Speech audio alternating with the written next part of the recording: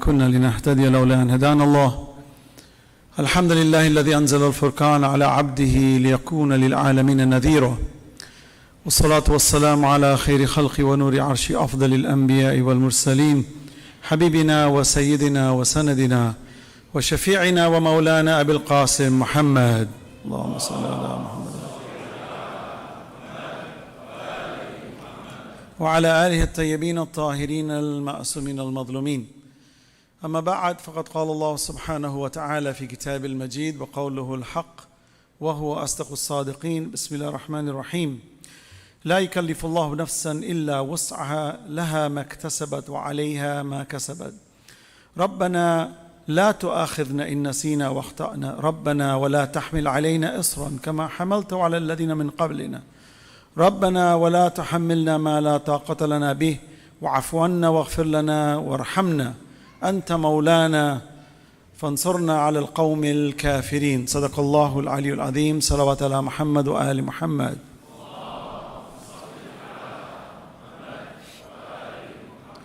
I begin in Allah's name, the Beneficent, the Merciful, and all praise belongs to Allah subhanahu wa ta'ala for granting us this life and considering us worthy to represent Him on this earth, and with all the endowments that He has given us, our intellect, our capacity, and of course the greatest gift Allah has given us is our limited free will. Let me describe this limited free will so we understand the gravity of the examination. There is no such thing as totality of free will in the created entity. Whatever Allah creates lacks intrinsically total free will. There is no entity in the universe that can possess total free will. The reason is because totality of free will means you dictate your own existence, and you dictate your own non-existence, you dictate the form that you exist in, you dictate the time you were born, if you were born, and that's absurd because the time you were born was not a free will argument. Nor can we choose our day of death per se. Allah subhanahu wa ta'ala is the one who decrees it. So we ask the question, is Allah the decree writer? Qada wal qadar, meaning has He decreed our destiny and we are simply actors in the act, in the play, and that God has written the play? Or do we have some level of choice within our destiny? Qadar or qada, meaning predestination and free will. You will find that Allah subhanahu wa ta'ala has blessed us not with only existence, but He has blessed us with an additional blessing, and that blessing is the blessing of this limited free will. Nothing is more beautiful to the existent being than having autonomy to choose its own destiny. When you and I have been given the opportunity to decide if we want to succeed or we want to fail, it's a great honor. Inna hadaynahu as-sabila imma shakiran wa imma kafura. We guided you to the path whether you're grateful or ungrateful. And Allah has created us. Inna khalaqna al-insana min nutfatin amshajin nabtalihi faj'alnahu sami'an basira. So Allah created us from a clot to test us. And therefore He has endowed us with sight and hearing. Sami'an basira. Hearing and sight. Why? Because those are the sensors Allah wants us to use with which to be examined through. This is a great honor. And what I find even more honorable than this, subhanAllah, honestly, I cannot express it more, is the fact that there was nothing I could have done in my non-existence to warrant my existence. But when I did come into existence, I love my existence. And I pray and I wish that I exist forever. For once I come and I recognize the grace of God, then the continuity of that grace is imminent upon me, and I demand that I preserve myself, for that is the grace of Allah. When Allah says, كَتَبَ عَلَى نَفْسِ الرَّحْمَةِ, indeed Allah has decreed upon Himself mercy. And He created us not due to our will, but due to His will. But when He did create, as Allah says, هو الذي يصوركم في الأرحام كيف يشاء. صلوات على محمد وآل محمد. Can you repeat?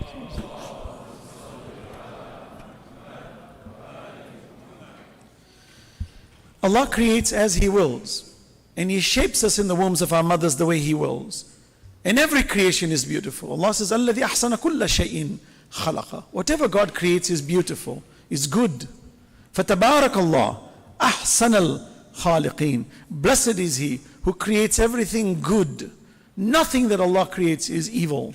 Nothing. Not even Iblis is a creation who is evil. Evilness comes into existence when free will is given. If free will is taken, there is no such thing as evil. Evil can only exist under the premise of free will. Otherwise, there is no evil. Earthquakes, tsunamis, any kind of a natural disaster that causes death and destruction is not evil. It's a natural disaster. It's by design. Expansion, contraction, implosion, explosion are physical qualities. But if the intent behind this, as the Prophet says, إِنَّمَا الْأَعْمَالُكُمْ بِالنِّيَّاتِ. So your deeds are predicated by your intentions. And intentions are not possible unless we have the ability to exercise the free will. So when we exercise this free will, this is an extra level of mercy of Allah besides our existence. For everything that exists in the universe is a creation of Allah. Some are able to exercise free will, others are not. But I must qualify the following, that every existent being recognizes Allah, including an atom. You see? Because Allah says, everything recognizes Allah. Right? يُسَبِّحُ لِلَّهِ مَا فِي السَّمَاوَاتِ وَمَا فِي الْأَرْضِ الْمَلِكِ الْقُدُّوسِ الْعَزِيزِ الْحَكِيمِ. Everything in the universe recognizes Allah. يُسَبِّحُ, it does tasbih of Allah. Not by an agency looking at it, but the entity itself recognizes Allah. But you and I have been given this limited free will. Now what is limited? For it is not total free will, and nor is it total predestination. Meaning we are not robots doing the work of God. For that, if that were the case, then we've already established the initial premise that God is all good. He has to be. I can prove it scientifically, that God is all good. Evil only exists because of good. It has the potential to exist. Like a lie can only exist when there's the truth. But the truth does not need a lie to exist. The truth is. Good does not need evil to exist. But for evil to exist, it needs good to counter it. Otherwise, evil cannot exist. The basic premise, therefore, is Allah is all good. 100%. And because He is all good, were He to have written a play for you and I to perform, even if it is killing or cheating or lying, were it to be His code, then none of us are evil. None of us. Because our acts are good because the divine maker planned it. And whatever He plans is all good. But now you may say, oh, that's a good idea. I'm exonerated from any sort of accusation, for now I become innocent. But actually, it's a degradation. For when we say that we are not evil because God decreed it, we also have to admit, therefore, there is no real value in us within our own parameters, for we are just a creation like robots, and there's really no value to the robot, but to the maker of the robot. But Allah is merciful to test us, you see. Allah subhanahu wa ta'ala created الَّذِي خَلَقَ الْمَوْتَ وَالْحَيَاةَ لِيَبْلُوَكُمْ أَيُّكُمْ أَحْسَنُ عَمَلًا. He created death and life to test which of you is best in deeds. Why deeds? Because Allah says, I honored you not only with life, but I honor you with choice. So that when you do make the right choice, you honor yourself too. For Allah says, وَلَقَدْ كَرَّمْنَا بَنِي آدَمَ. Indeed, we honored the children of Adam. And Allah has made everything. أَلَمْ تَرَوْا أَنَّ اللَّهَ سَخَّرَ لَكُمْ مَا فِي السَّمَاوَاتِ وَمَا فِي الْأَرْضِ. Do you not see that we have made the whole universe subservient to you? أَلَمْ تَرَوْا أَنَّ اللَّهَ سَخَّرَ لَكُمْ مَا فِي السَّمَاوَاتِ وَمَا فِي الْأَرْضِ وَأَسْبَغَ عَلَيْكُمْ نِعَمَهُ ظَاهِرَةً وَبَاطِنًا. And we made everything a blessing for you, whether you see it or you don't. So God says, I made the universe accessible to you.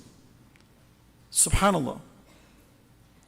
The reason I'm speaking this way is when you and I look within us and understand the intrinsic self-value that God has placed upon us within our souls, and the fact that He is so merciful and blessed us with so much good, it behooves us to be nothing but good.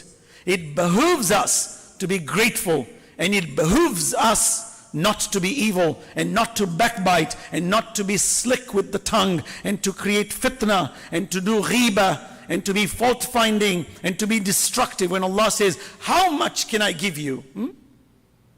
فَبِأَيِّ آلَاءِ رَبِّكُمَا تُكَذِّبَانِ. Which of my bounties will you belie me for? Allah repeats that 31 times in Surah Al-Rahman. 31 times. Why repeat it?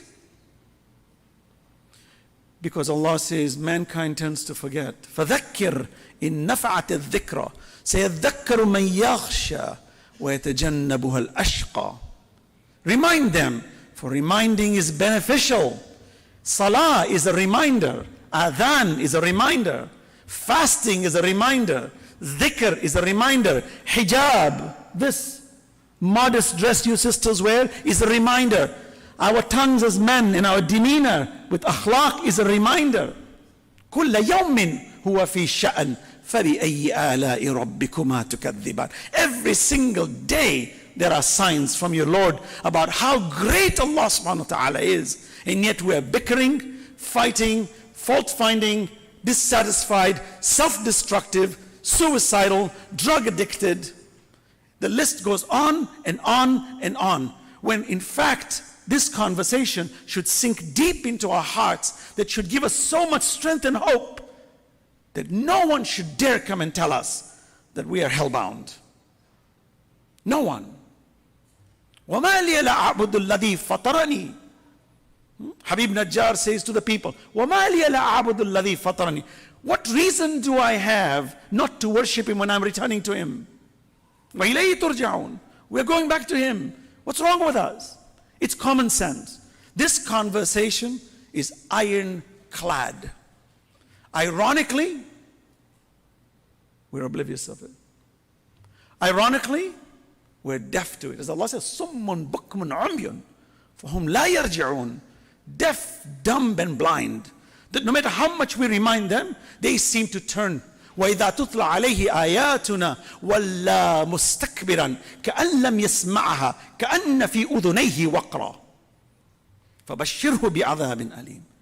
That when you recite the verses to them, they turn away like they have not heard you, as if there's a heaviness in their ears. Then give them the news that there shall be a chastisement for all the grace that God has given us, and you continue to negate it. Every human being on earth will tell you with common sense that nothing is more beautiful than appreciating what we have, even if we don't believe in God. Allah says in Surah Ibrahim, وَإِذْ تَأَذَّنَ رَبُّكُمْ لَإِن شَكَرْتُمْ لَأَزِيدَنَّكُمْ وَلَإِن كَفَرْتُمْ إِنَّ عَذَابِي لَشَدِيدٌ. For God has made a calling that if you are grateful, I will give you more. That's the law of nature. You don't have to believe in God to see that. People will tell you it's karma, positive karma. What goes around comes around. Allah is merciful. He has built it intrinsically within the consciousness that we all realize that positive behavior brings positive results, and negative behavior brings negative results. Salawat ala Muhammad wa ala Muhammad.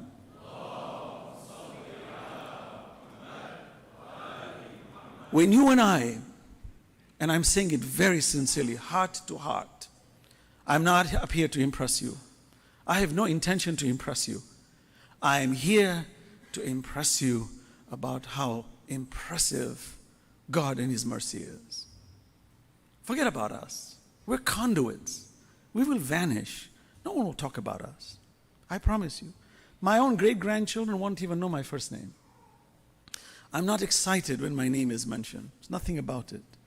But when Allah is mentioned, when Rasulullah is mentioned, when Ahlul Bayt are mentioned, when Quran is mentioned, my God, that's life. Everything else is not life. Well, we must talk about it. For our existence is valuable. While we may belittle ourselves, but incredibly powerful is the gift of God in our own existence. And let's not belittle it. Imam Ali alayhi salam says, don't humiliate yourself with humbleness to the point where people humiliate you. Do not be harsh to them, but do not be so humble that they humiliate you. There is an in-between. بالقسط وأقيموا الوزن بالقسط ولا تخسروا الميزان. Maintain the balance. Don't tip it. So you appreciate yourself. You're not self-destructive. You're honored. You look around and see how much grace and gift God has given me. Bask in it. Jump in it.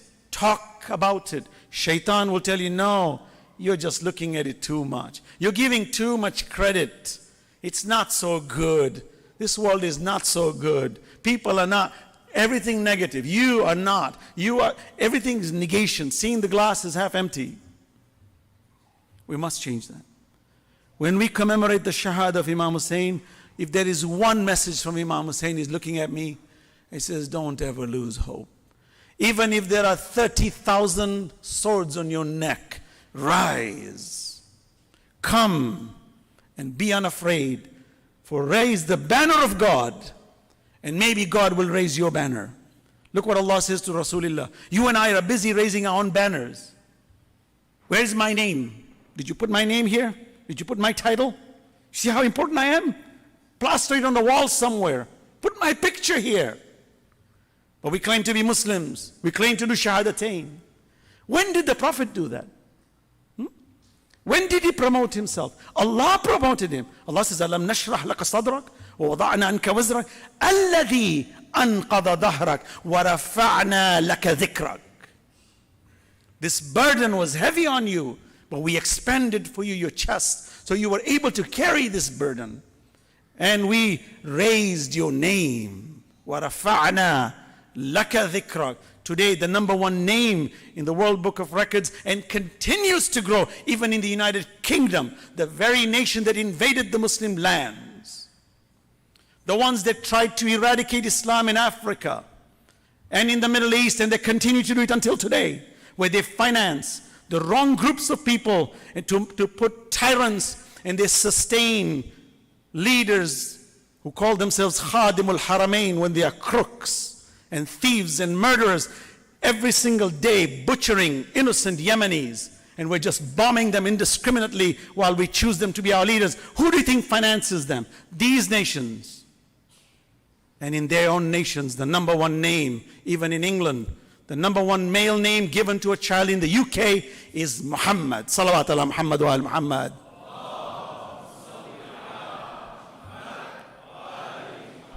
Allah says, وَرَفَعْنَا لَكَ ذِكْرَكَ. But what's the rule? Allah says, you moved towards me. You honored me. وَاذْكُرُونِي أَذْكُرْكُمْ. وَاشْكُرُوا لِي وَلَا تَكْفُرُونَ. Remember me, I will remember you. Allah doesn't need remembrance. What Allah means is you need remembrance. And when you remember, I give you more. That's why, لَإِن شَكَرْتُمْ لَأَزِيدَنَّكُمْ. Many of us are busy trying to promote ourselves and make ourselves famous. We've got such low self-esteem that we feel it's the only way. Whereas Allah says, وَلِلَّهِ الْعِزَّةِ وَلِرَسُولِ وَلِلْمُؤْمِنِينَ تُعِزُّ مَنْ تَشَاءُ وَتُذِلُّ مَنْ تَشَاءُ قُلِ اللَّهُمَّ مَالِكَ الْمُلْكِ تؤتي الملك من تشاء وتنزع الملك ممن تشاء وتعز من تشاء وتذل من تشاء. It is honor with God, and abasement where God destroys is with Allah. Not with the people, not with this fame in the crowds that people say, oh mashallah, such big crowds. I said, we are honored. Let the message of Allah reach billions of people.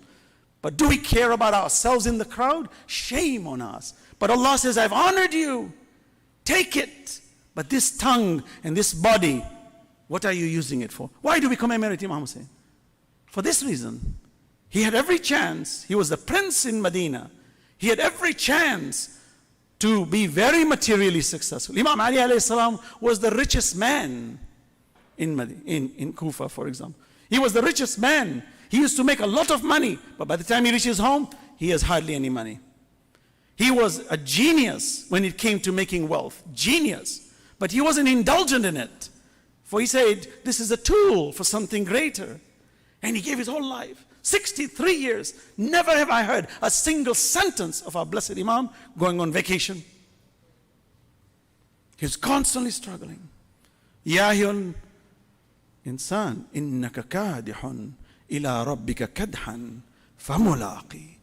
O mankind, struggle upon struggle till you meet your Lord. This honor of free will is the conversation tonight. We honor Imam Hussain a.s. not because he was a robot who went to Karbala. We honor the shuhada who joined him, not because they were forced to be there. No, Imam handpicked them. They were the creme de la creme, as they say. The ultimate, the ones who would not waver 1,000 times. Muslim ibn ʿAwsaja says to Imam Hussain a.s. on the night of Ashura, he said, if I am burnt 1,000 times by defending you, my Imam, I will continue to fight eternally. I will never stop. Allahumma salli ala.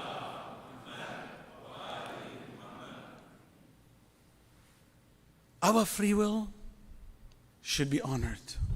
Polish it, please. As I mentioned yesterday, the aql should be the one that's matbu', the one that absorbs. Because then the free will starts to work right. We're no longer victims of our friends and our societies. I've seen people slaves of others. What will people think? What will they say? Is my car nice enough? What if it's not nice? What will people say? Drive fancy cars. No one said it's haram. But don't do it to show off. Allah doesn't like it. He says, Allah, look, man, he's talking to his son. لا تمشي في الأرض مرحا إن الله لا يحب كل مختال فخور. Don't hit the floor exultingly. God doesn't like somebody who shows. واقصد في مشيك واغضض من صوتك إن أنكر الأصوات لصوت الحمير. Lower your demeanor. Be humble. You can live in palaces the way Sulaiman lived in palaces. But be humble. You don't need people's accolades to rise. God says your free will is predicated on me. And Allah says, يَوْمَ لَا يَنْفَعُ مَالٌ وَلَا بَنُونَ. Look at how beautiful this verse is. On that day, your wealth nor your family will help you. يَوْمَ لَا يَنْفَعُ. There is no benefit.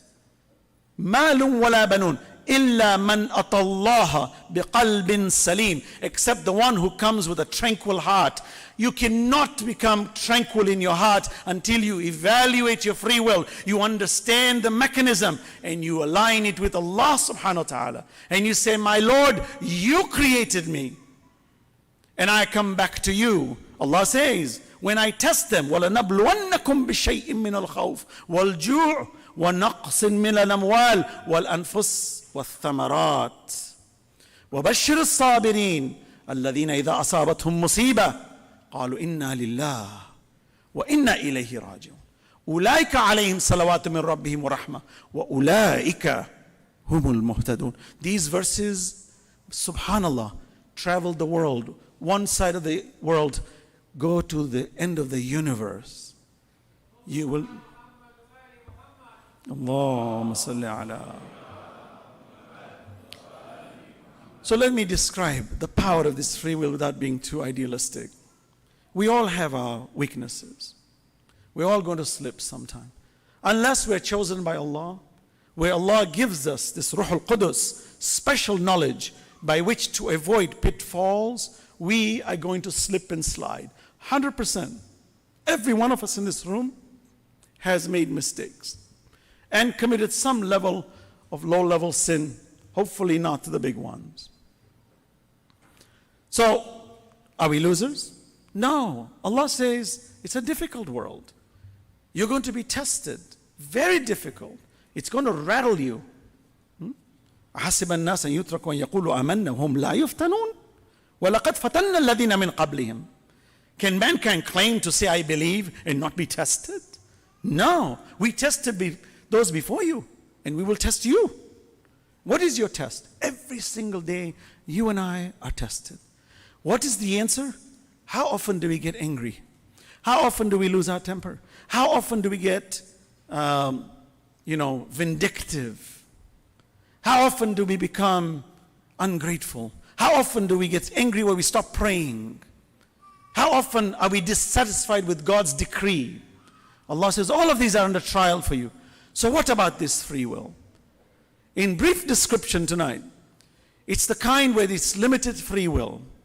So a man comes to Imam Jafar Sadiq alayhi salatu wasalam, salawat ala Muhammad wa ala Muhammad.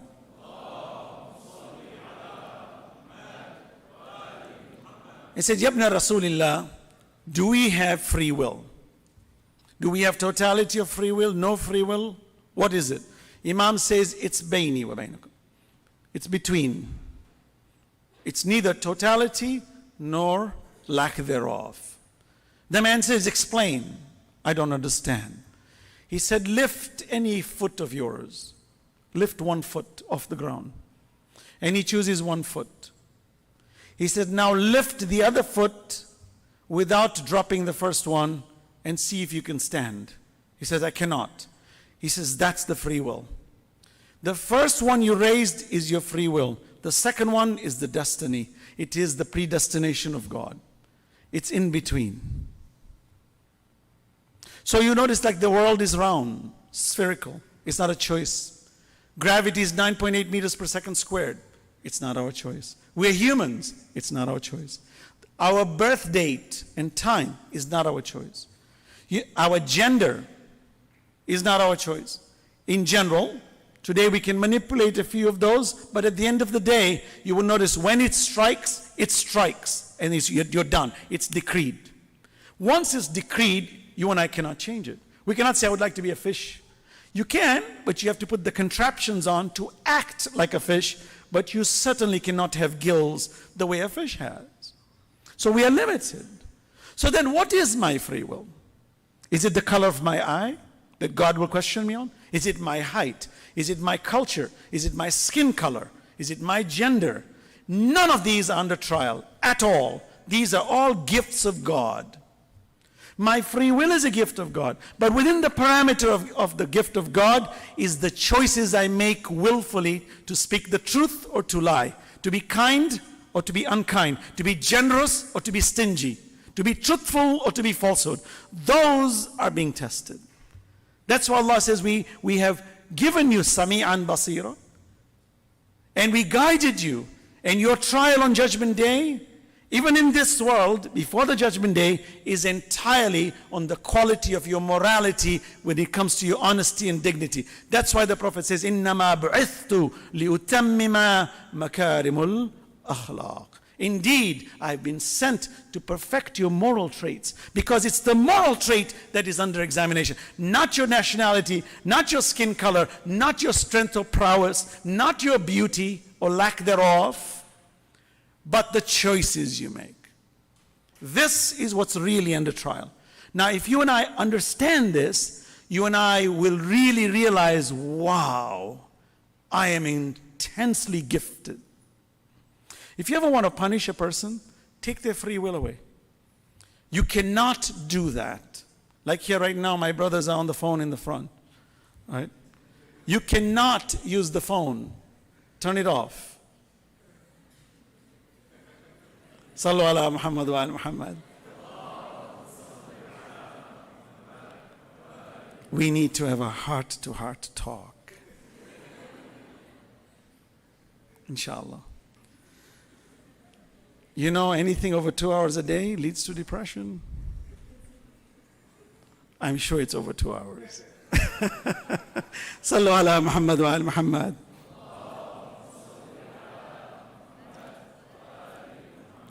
Their mind is rich. And Allah says, tackle it, touch it, massage it. Massage their hearts, bring them. Ud'u ila sabili rabbika bil hikmah وَالْمَوْعِدَةِ الْحَسَنَةِ.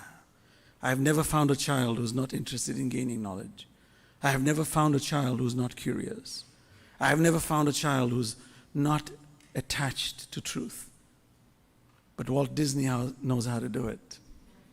You say, kids, their attention span, 30 seconds, 3 minutes. Walt Disney is smiling at us. Not with me. 2 hours. They're mine. And this kid is a zombie looking like that. Yes, yes. And then we're complaining, Ya Allah, these kids, they don't listen. Walt Disney says, they listen to me. But they don't have the capacity. Walt Disney says, no, they have it. Shaitan says, you see how good I am? What's wrong with you? Well, I don't know. Allah says, that's your problem. You're not talking the lingo. But he knows how to talk the lingo. Well, why don't you talk the lingo the right way, which is going to benefit him, not what Donald Duck did? We can't blame them. We need to have cognitive conversations. Engage them. I have seen 9, 10-year-olds, 7-year-olds come and talk to me with such intelligence. I'm stunned. Like, what? Where did you learn this from? Oh, this is my normal. I said, subhanallah, you amaze me. You know how excited I get when I meet those kind of youth? They give me hope. Like, wow, Allah says here, it's fertile. Work with them. This is the future generation. And they're going to be the future leaders. Let them not fall into these cracks of technology and depression and drugs and chasing illicit opposite genders in bad ways and watching ugly things on the internet. This free will is within us. Let's practice it. In conclusion to this conversation about free will, you and I can choose. Allah says, إِنَّ اللَّهَ لَا يُغَيِّرُ مَا بِقَوْمٍ حَتَّى يُغَيِّرُ مَا بِأَنفُسِهِمْ. Indeed, Allah does not change the affairs of a community until the community changes themselves first. Allah is saying, I have given you enough power. I have guided you enough. I have sent 124,000 prophets to you. I have given you scriptures. I have given you representatives who have died on the altar of truth. And they are conspicuously in front of you as role models to follow. Amir al-Mu'mineen Ali ibn Abi Talib, Rasulullah, the center of all Iman. Rasulullah sallallahu alayhi wa sallam, the center of all. What other reason do you have? You have Hussein ibn Ali, Hassan ibn Ali, Zainul Abidin, Muhammad al-Baqir alayhi salam, Ja'far al-Sadiq, Musa ibn Ja'far al-Kadhib. Which one? Allah says, every one of them has lived and died for you. What reason do you have not to follow it? So Allah says, I have gifted you too much. But Allah says, I will not interfere now more than what you can do. So when there's tyranny in the world, when tyrants are killing innocent people, we are begging to God, stop this tyrant, stop this tyrant. Ya Allah, stop this tyrant. It's a good prayer. It's good to pray that, Ya Allah, stop the tyrant. You know what Allah says? وَإِذَا سَأَلَكَ عِبَادِ عَنِّي فَإِنِّي قَرِيبٌ أجيبوا دعوة الداعي إذا دعان فليستجيبوا لي وليؤمنوا بي لعلهم يرشدون. When my believers ask you about me, tell them I am near. I reply them when they pray to me. أجيبوا دعوة الداعي إذا دعان. The last part is brilliant. Therefore, فليستجيبوا لي. Let them reply me and believe in me, so that they're rightly guided. Look at the balance of God. He's saying, I created you. I gave you this limited free will. And that's the only thing that's under your trial. Use it wisely. But I answer you. But are you answering me? And you might say, Allah, how do I answer you? Ya Allah, how do I answer you? Allah says, stand up and rise and promote good and forbid evil. And when injustice takes place, do something. When there's poverty, feed it.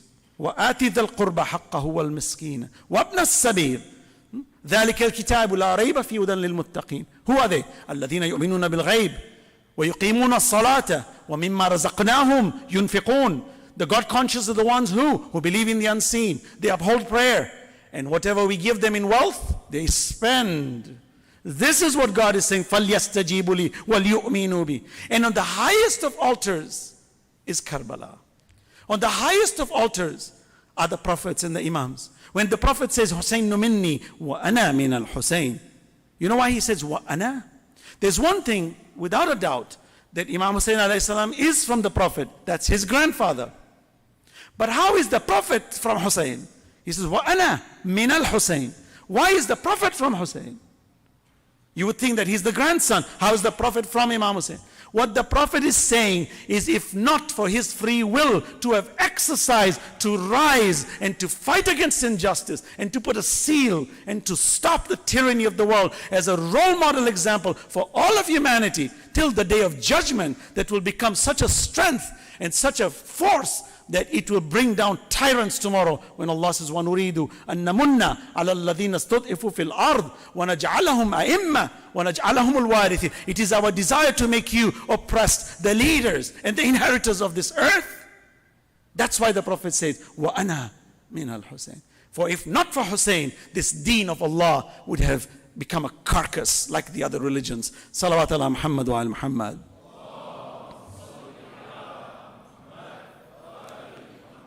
This verse that I started with is Surah Baqarah, Surah Al-Baqarah, verse 286. لا يكلف الله نفسا إلا وسعها. I will continue this conversation tomorrow on how you and I should choose our own destinies. How do we escape these terrible trials and tribulations of the world? How do we strengthen ourselves from the impending storms that keep striking us every single day, with our friends who violate us, with our community that violates us, our nations that violate us, our leaders who violate us? You will notice research shows that the human race is struggling. 8 billion people, close to 8 billion people now, are struggling to find trust. Trust. That's all it is. You go around and see. You will find if there's one thing that has hurt us the most, it is when our trust was violated. And when our trust was kept, it made us fly. You will notice nothing in the world, in marriage relations, it's trust. When couples trust each other, it's happiness. لِتَسْكُنُوا إِلَيْهَا وَجَعَلَ بَيْنَكُمْ مَوَدَّةً وَرَحْمَةً.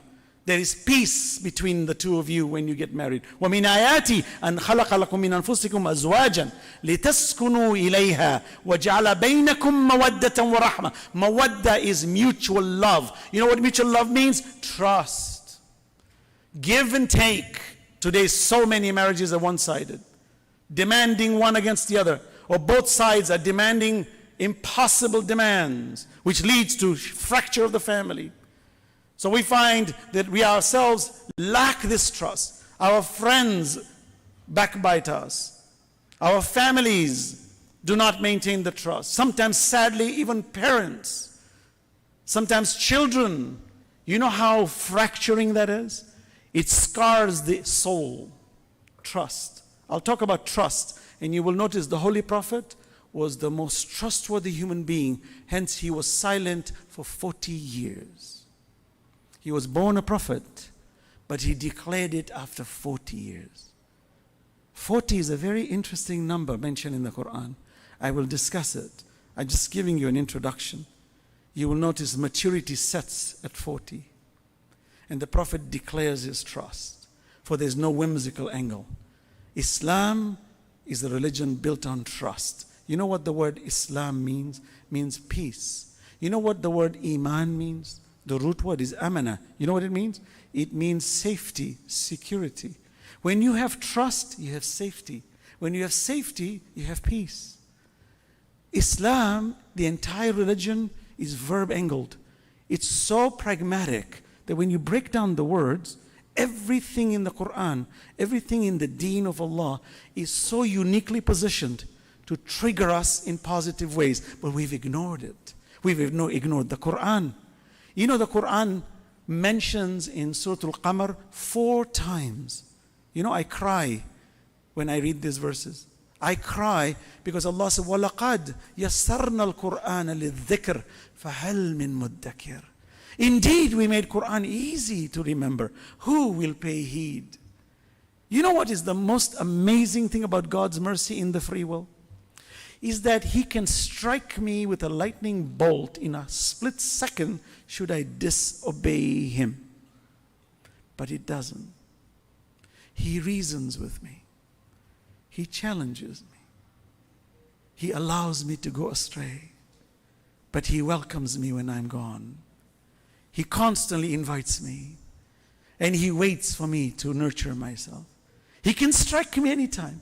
He even allows me to reject Him. He continues to feed me. He continues to clothe me. He continues to give me my pleasures. And when He talks to me in the Quran, He is welcoming me. Come. Don't you see?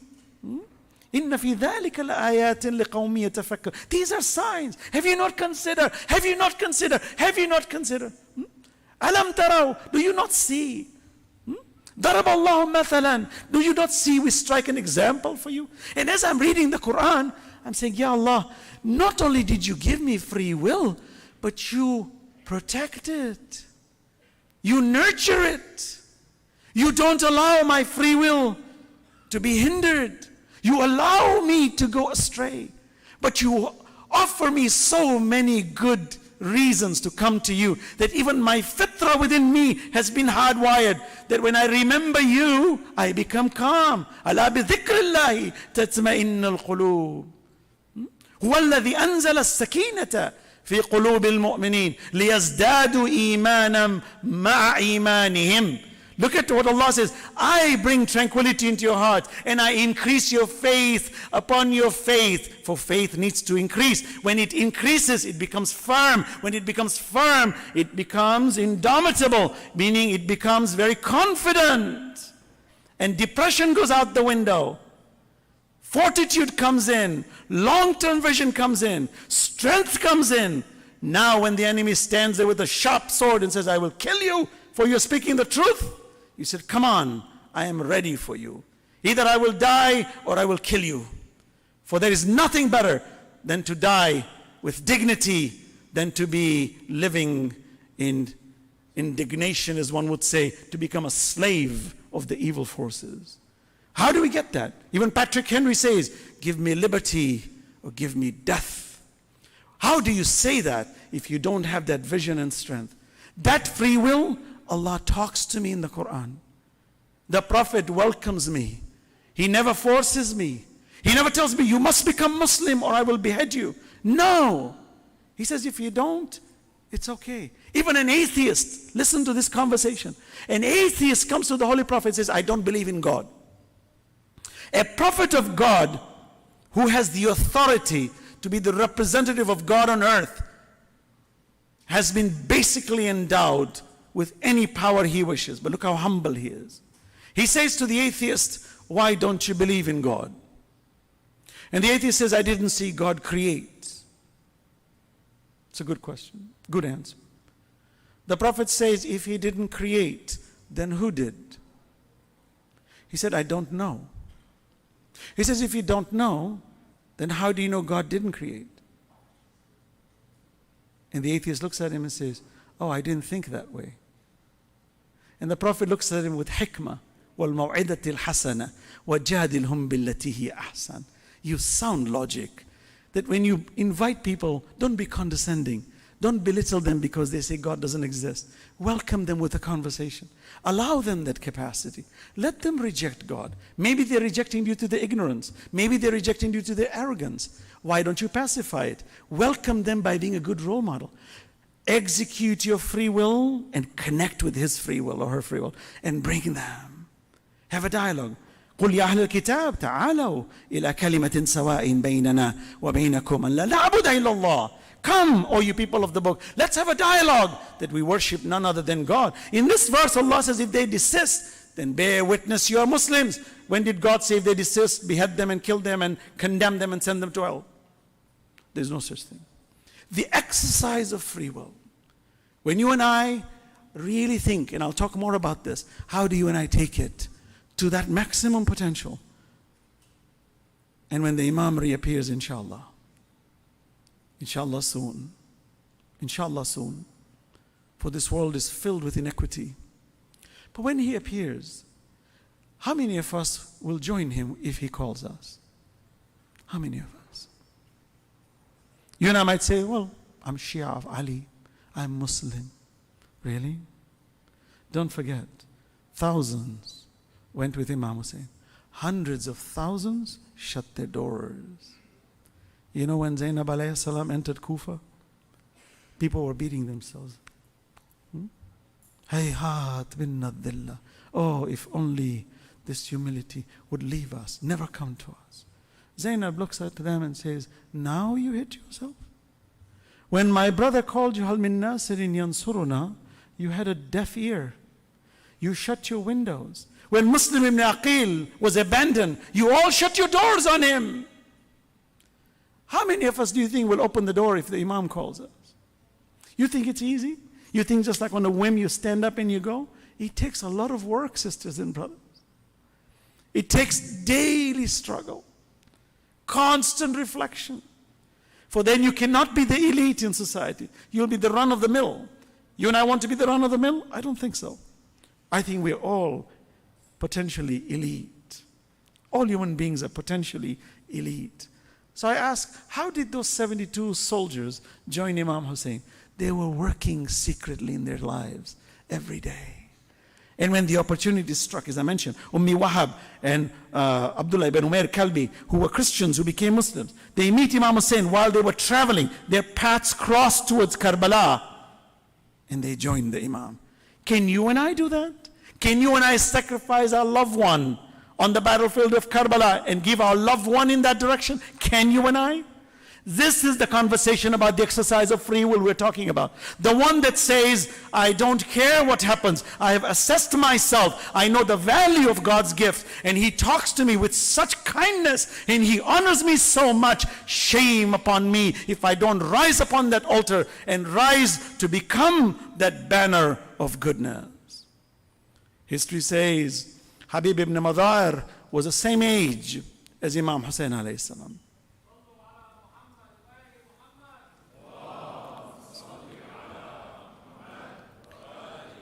Habib ibn Muzahir was Asadi, was in Kufa. He was known as one of the Shia of Ali. And he was very strong, follower of Imam Ali alayhi salam. In fact, when Ibn Ziyad came and did a lockdown on Kufa, Habib ibn Muzahir was looking for a way to escape to go to Karbala. He was finding, but all the gates were sealed. Nobody was allowed to leave Kufa. In fact, some of the soldiers like Sulaiman ibn Surd al-Khadai, who was also one of the Shia of Ali, who wrote the original letter to Imam Hussein alayhi salam to come to Kufa after Muawiyah had died, was immediately put in prison. Ibn Ziyad arrests him and puts him in prison and doesn't allow him to come out until after the event of Karbala. So there were soldiers who were eager, thirsty, dying to go to Karbala, but they were not given the opportunity. Habib ibn Muzahir was a contemporary, similar age as Imam Hussein alayhi salam, in his 50s. And his beard had turned white. And as you know, it was the sunnah for men to color their beards with henna, to make them look youthful. For it is recommended, especially when you go forward within a period of time where you want to represent shuja'at. Not to say that those with white beard lack shuja'at, don't get me wrong. Habib goes to the market and he buys henna. He comes home and he receives a letter from Imam Hussein alayhi. He says, I am Hussein ibn Ali and I welcome you to Karbala. I await you. Come. Because Habib, from childhood, since he was a baby, used to follow Imam Hussein like a shadow. Wherever Hussein ibn Ali used to go, Habib ibn Muzahir used to chase him. It was like an intense brotherly love relationship. They were inseparable. What I'm saying is you and I can have that. You and I can be like Habib ibn Muzahir. You and I can be like Muslim ibn ʿAwsaja. Muslim ibn ʿAwsaja was well in his late years. He was an old man. He was Hafidh of Quran. He had memorized the entire Quran. Many Huffaz were in Karbala.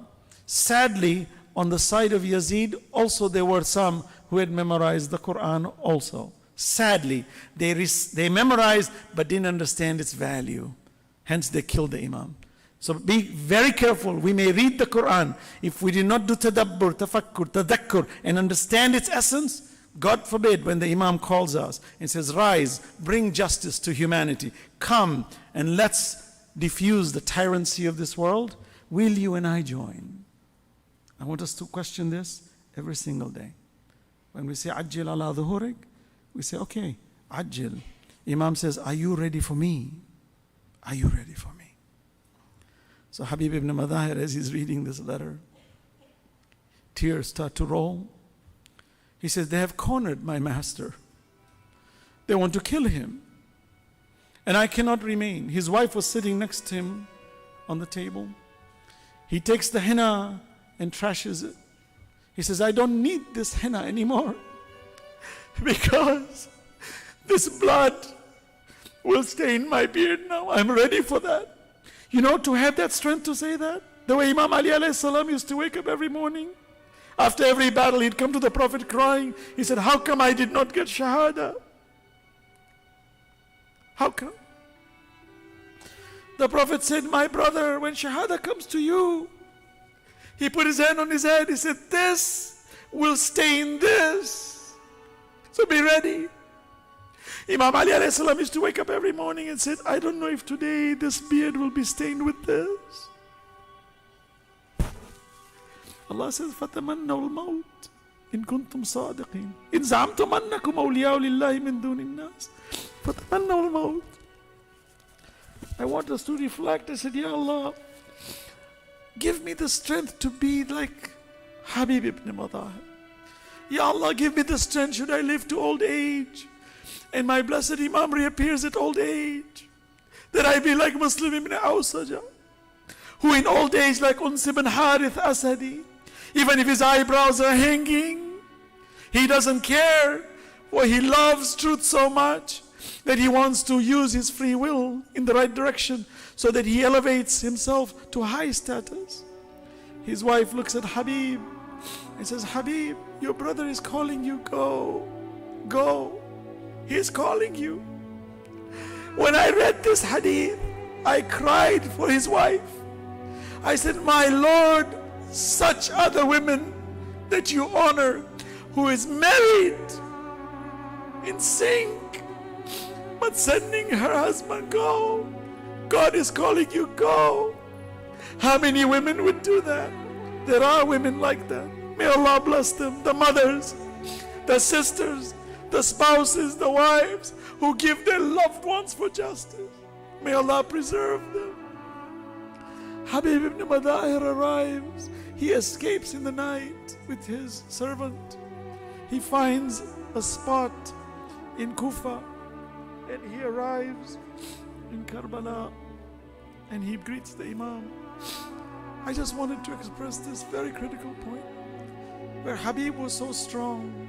On the day of Ashura, Imam Hussain alayhi salam, I want you to bear this into mind, that the battle began at Fajr.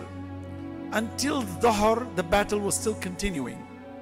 You're talking 72 warriors versus 30,000.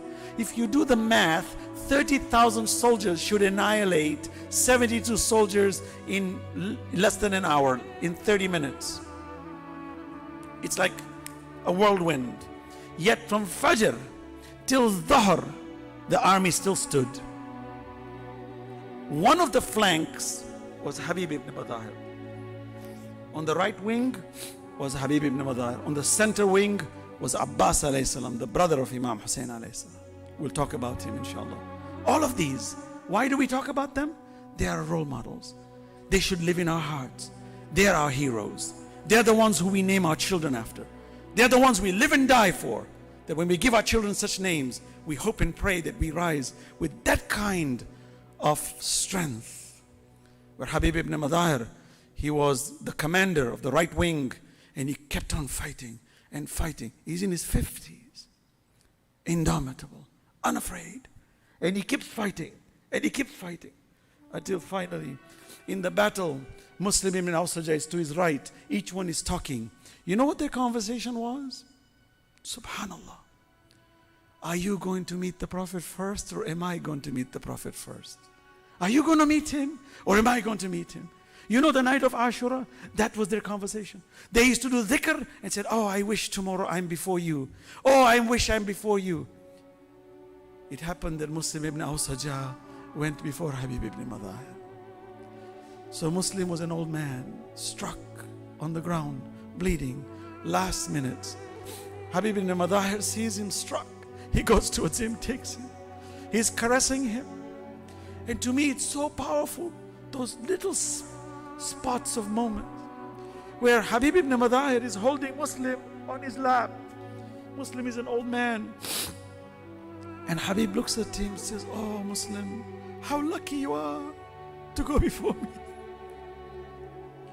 He said, but before you leave, do you have any wish that I can fulfill? This is on a battlefield, for God's sakes.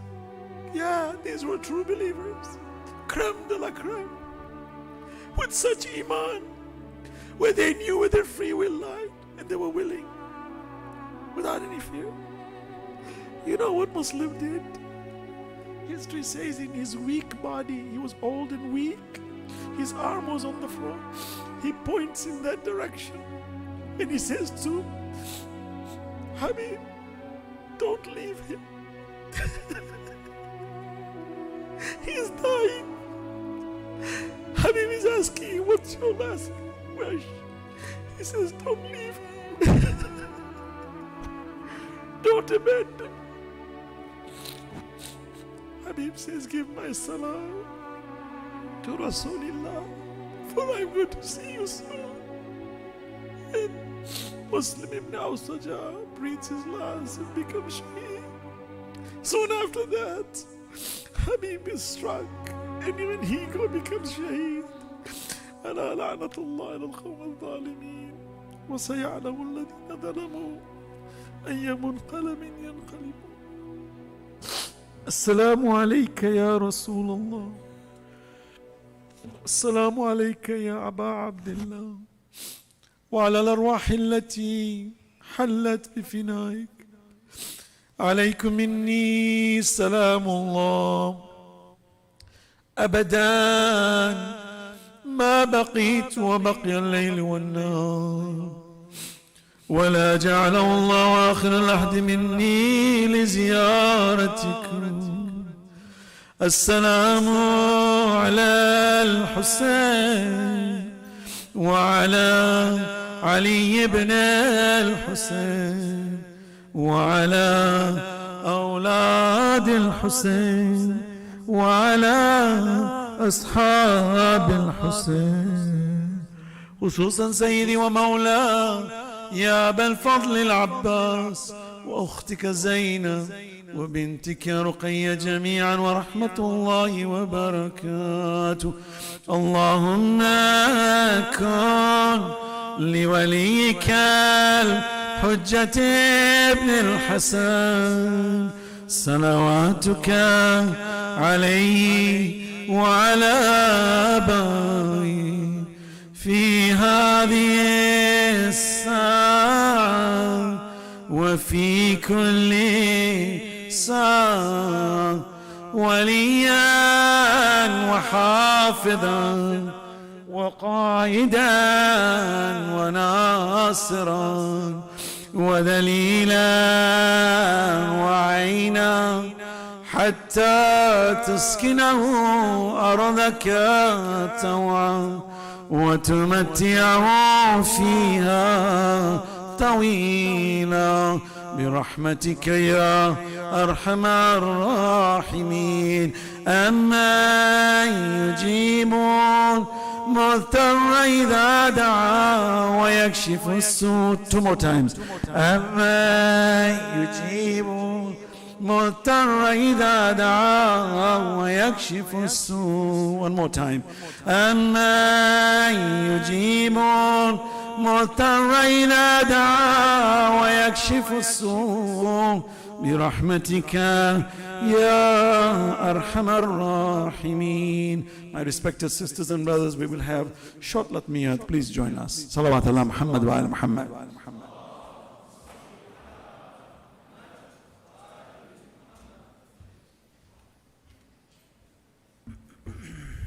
صلوا على محمد وعلى محمد.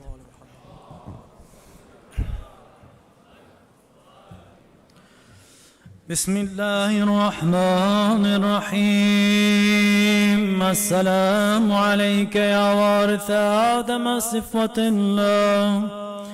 السلام عليك يا وارث نوح نبي الله.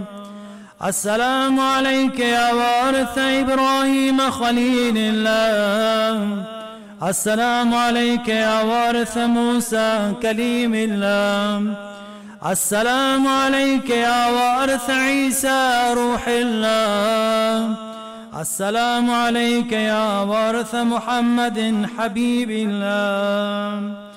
السلام عليك يا وارث أمير المؤمنين عليه السلام. السلام عليك يا ابن محمد المصطفى. السلام عليك يا ابن علي المرتضى. السلام عليك يا ابن فاطمة الزهراء. السلام عليك يا ابن خديجة الكبرى. السلام عليك يا ثار الله وابن ثارين والوتر الموتون. أشهد أنك قد أقمت الصلاة وآتيت الزكاة وأمرت بالمعروف ونهيت عن المنكر وأطعت الله ورسوله حتى أتاك اليقين. فلعن الله أمة قتلتك ولعن الله أمة ظلمتك ولعن الله أمة سمعت بذلك فرضيت به. يا مولاي يا أبا عبد الله، أشهد أنك كنت نورا في الأصلاب الشامخة والأرحام المطهرة. لم تنجسك الجاهلية بأنجاسها ولم تلبسك من ملهمات ثيابها. وأشهد أنك من دعائم الدين وأركان المؤمنين. وأشهد أنك الإمام البر التقي الرضي الزكي الهادي المهدي. وأشهد أن الأئمة من ولدك كلمة التقوى وأعلام الهدى والعروة الوثقى والحجة على أهل الدنيا. وأشهد الله وملائكته وأنبياءه ورسله أني بكم مؤمن وبأيامكم موقن بشرائع ديني وخواتيم عملي. وقلبي لقلبكم سلم وأمري لأمركم متبع. صلوات الله عليكم وعلى أرواحكم وعلى أجسادكم وعلى أجسامكم وعلى شاهدكم وعلى غائبكم وعلى ظاهركم وعلى باطنكم. بأبي أنت وأمي يا ابن رسول الله بأبي أنت وأمي يا أبا عبد الله لقد عظمت الرزية وجلت المصيبة بك علينا وعلى جميع السماوات والأرض فلعن الله أمة أسرجت والجمت وتهيأت لقتالك يا مولاي يا أبا عبد الله قصدت حرمك وأتيت إلى مشهدك أسأل الله بالشأن الذي لك عنده وبالمحل الذي لك لدي أن تصلي على محمد وآل محمد وأن يجعلني معكم في الدنيا والآخرة. اللهم صل على محمد وآل محمد.